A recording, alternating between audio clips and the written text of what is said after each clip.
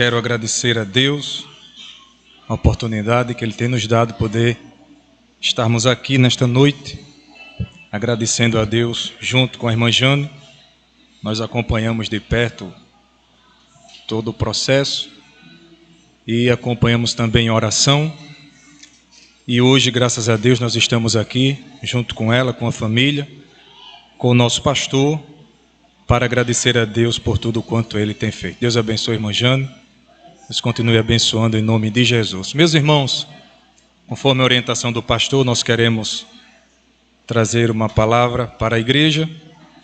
E eu peço permissão ao pastor para ler um versículo onde foi feita a leitura da palavra de Deus nessa noite, no Salmo de número 103. Me justifiquei ao meu pastor, cheguei um pouco depois do horário porque estava na congregação, na escola bíblica dominical. Salmos 103.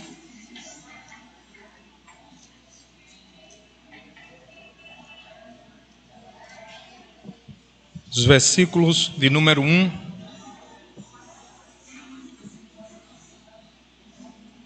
ao versículo de número 3. Bendize, ó minha alma, ao Senhor, e tudo o que há em mim bendiga o seu santo nome. Bendize, ó minha alma, ao Senhor, e não te esqueças de nenhum de seus benefícios. Versículo 3. É Ele que perdoa todas as tuas iniquidades e sara todas as tuas enfermidades. Esse salmo de número 103, irmãos, como todos sabem, ele é um salmo de Davi, é um salmo de ações e graças, é um salmo de agradecimento. Porém, ele é um salmo de aplicação, de uma dupla aplicação. É um salmo que ele traz um sentido físico, mas também um sentido espiritual. Não há ninguém melhor do que Deus para conhecer o homem, porque Ele próprio foi quem criou o homem. O versículo de número 14 desse salmo, versículo 13 e 14 desse salmo, o salmista diz assim: como um pai se compadece de seus filhos, assim o Senhor se compadece daqueles que o temem. O versículo 14: pois Ele conhece a nossa estrutura e lembra-se que somos pó. Não é? A Bíblia, ela apresenta o ser humano nas suas três dimensões: o seu físico, no nosso corpo físico, a alma, no seu espírito.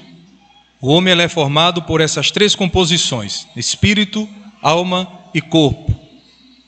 O espírito é aquilo que liga o crente com Deus, é o que nos dá a ligação com Deus. A alma, ela é a sede das emoções, são os nossos sentimentos. A gente chora porque a alma primeiro chorou dentro da gente. A gente se entristece por causa da alma, a gente se alegra por causa da alma, a gente se expressa por causa da alma. E o corpo é esse invólucro que daqui um tempo ele vai se desfazer, porque o último inimigo a ser vencido é a morte. Então o ser humano ele é composto por esses três elementos. E o salmista, sabendo disso, ele disse: é Ele que perdoa todas as tuas iniquidades. Primeiro, o sentido espiritual. A Bíblia diz em João 3,16 que Deus amou o mundo de uma tal maneira que deu seu Filho unigênito para que todo aquele que nele crê não pereça, mas tenha a vida eterna, a salvar o ser humano. Lucas capítulo 19, versículo 10, Jesus disse ali: porque o Filho do Homem veio buscar e salvar o que se havia perdido. Então, primeiro Jesus veio cuidar da cura da alma, da cura espiritual. É Ele que redime a tua vida da perdição. É Ele que perdoa todas as tuas iniquidades. Iniquidades é pecado. Então Ele veio tratar do homem no sentido espiritual. Depois, segundo a sua vontade, o sentido físico. Um dia um leproso chegou perto de Jesus e primeiro ele adorou a Jesus. E depois de ter adorado ele disse: Senhor, se quiseres, bem podes tornar-me limpo. Jesus disse: quero, seja limpo. E ele ficou limpo e levantou-se curado para a glória do nome de Deus. Mas primeiro ele adorou, e depois de ter adorado, ele reconheceu a vontade de Deus. Ele reconheceu a vontade de Jesus. Se quiseres, se tu queres, bem podes tornar-me limpo. Porque o primeiro sentido, o primeiro trabalho de Jesus é no âmbito, como já disse, espiritual. Nesse sentido, a irmã Jane já havia sido tratada. Ela já servia ao Senhor, já havia confessado a Jesus como Salvador. E ela expressou no momento de dor o que o escritor aos Hebreus, no capítulo 11, o versículo 1, ele diz que a fé, ela é o firme fundamento das coisas que se esperam e a prova das que se não veem. Expressou a fé, e o resultado da fé foi mover com Deus e Deus agir pela sua vontade, e hoje está acontecendo o que está acontecendo aqui hoje. A Bíblia diz que um dia Jesus, andando, capítulo 2 de Marcos, e os irmãos sabem que por onde Jesus andava, ele atraía uma grande multidão. Haja vista na primeira multiplicação dos pães e peixes, a Bíblia diz que eram quase 5.000 homens, fora mulheres e crianças que acompanhavam Jesus. E um dia Jesus, arrastando toda essa multidão, diz a Bíblia que ele entrou na sua casa. Ele chega em Cafarnaum e entrou na sua casa com seus discípulos. E diz a Bíblia que a multidão aglomerou-se de uma forma tão tremenda que ninguém podia entrar nem ver Jesus na casa. A casa foi tomada pela multidão. Agora imagine o sufoco que não estava naquele momento. E diz a Bíblia que naquela localidade existia um homem paralítico que vivia deitado em um leito, pois era paralítico. E 4 amigos daquele cidadão souberam que Jesus estava em casa. Pela porta não se entrava, pela janela muito menos, porque a multidão não deixava, ninguém conseguia chegar aonde Jesus estava. Jesus, como ser humano naquele momento, precisou também de descansar, porque Jesus sentia o que a gente sente hoje. Mas que naquele momento, aqueles 4 amigos daquele paralítico usaram a fé. E eles começaram a maquinar o que fazer para aquele paralítico ser curado. Ora, se Jesus onde passa cura, se Jesus onde passa faz cego enxergar novamente, ele cura leproso, ele pode fazer você andar novamente também. Mas havia uma dificuldade grande, era chegar onde Jesus estava, porque ninguém passava, a multidão era tremenda. E aqueles homens, sabendo do poder de Deus, disseram: já sei, vamos fazer um buraco no telhado da casa de Jesus. Se fosse hoje a dificuldade era maior, mas naquela época as casas, pelo menos as simples, que era uma das casas da casa de Jesus, o telhado era coberto de palha, com barro, então se existia uma facilidade de fazer um buraco.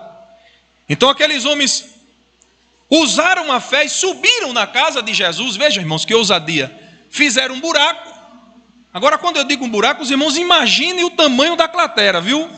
Porque para passar um leito, para descer um homem em um leito, fizeram um buraco. Agora imagine a cena comigo. Uma multidão dentro de uma casa, o barro caindo com a palha, e o povo olhando para cima, procurando entender o que era que estava acontecendo. Talvez alguém do lado de fora disse: Jesus, estão fazendo um buraco no teu telhado, Jesus. Estão acabando com o teu telhado. Fizeram aquele buraco enorme, e os 4 amigos amarraram o leito e desceram o leito justamente aonde Jesus estava. Eu, quando leio esse texto, eu digo: isso aqui é amigo. Porque amigo não é aquele que leva o outro para uma mesa de bar. Amigo não é aquele que leva o outro para uma festa mundana. Amigo de verdade é aquele que leva o amigo aonde Jesus está. Porque aonde Jesus está tem cura, tem salvação, tem providência, tem milagre. Aonde Jesus está tem tudo de bom, irmãos. Isso sim é que é amigo.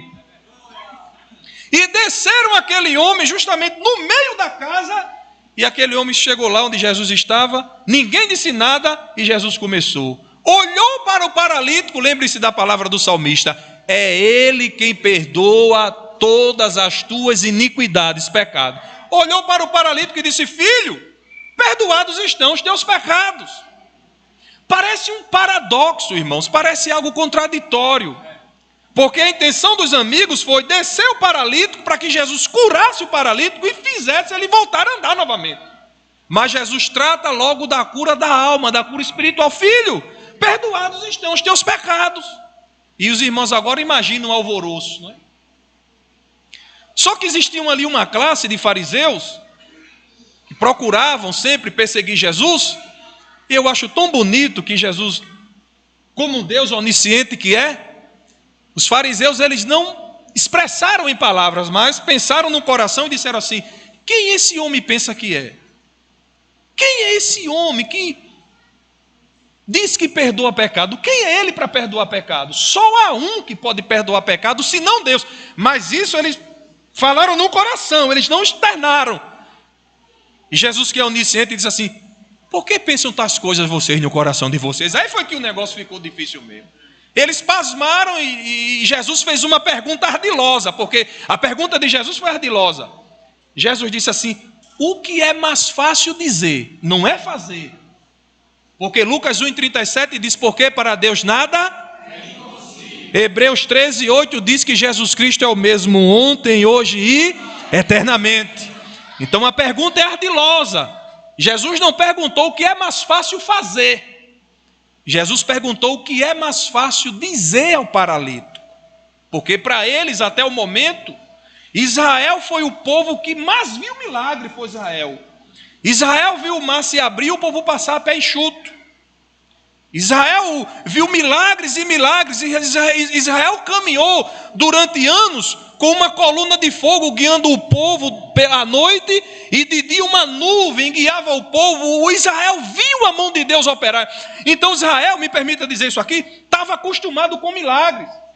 Israel viu Deus usar os profetas, viu Deus usar Elias, olhar para o céu e dizer: conforme a minha palavra não chove. Deus honrava a palavra do homem e não chovia. E depois desse almoço, corre e diz a Acabe que aparelhe o carro dele, que vai cair uma abundância de chuva numa terra seca que não se plantava, e o povo clamando por água. Um homem crente abre a boca e diz: diga ele que corra, que vai cair um temporal. Israel estava acostumado com milagres, mas com perdão de pecado não. E chegou um simples carpinteiro, filho de José e Maria, criado de uma forma simples, e disse assim: o que é mais fácil dizer ao paralítico? Perdoado te são os teus pecados, ou levanta, toma a tua cama e anda. Pronto, para que vocês saibam que o Filho do Homem tem na terra poder para perdoar pecado. Olhou para o paralítico e disse: olha, levanta, toma o teu leito e vai para a tua casa. Ele levantou-se, botou o leito na cacunda, partiu para casa curado, e o nome de Jesus foi glorificado. É isso que Deus faz, irmãos, é somente crer. E o bonito não está aí. O bonito é que quem passa pela área da medicina sabe disso, né? Que quem faz uma cirurgia, quem tem um problema, quem sofre de coluna, daquilo outro, aquela coisa toda, depois de uma cirurgia ou depois de um tratamento, tem que passar por uma fisioterapia. Jesus é tão tremendo que disse ao paralítico: levanta, toma a tua cama. Olha, o homem era paralítico, levantou-se, pegou a cama, porque naquela época não existia cadeira de roda não, viu, irmão? Era a cama mesmo, era o leito. O homem era aleijado. Depois da palavra de Jesus, ele levantou-se, pegou o leito, botou nas costas. Agora eu entrei por cima, vou sair pelo meio da multidão. Entrou doente e saiu curado. Você pode levantar sua mão e dar glória a Jesus? Esse é o Jesus que nós servimos, e o mesmo que irmã Jana está agradecendo a Ele aqui nesta noite. E se tem alguém que nesta noite quer entregar a sua vida a Ele, a oportunidade é essa. Jesus está aqui nesta noite para primeiro perdoar os teus pecados, e se for da vontade dEle, se houver alguma enfermidade, Ele é poderoso para curar também. Se tem alguém nesta noite, a oportunidade é essa: venha, Cristo está aqui e te chama.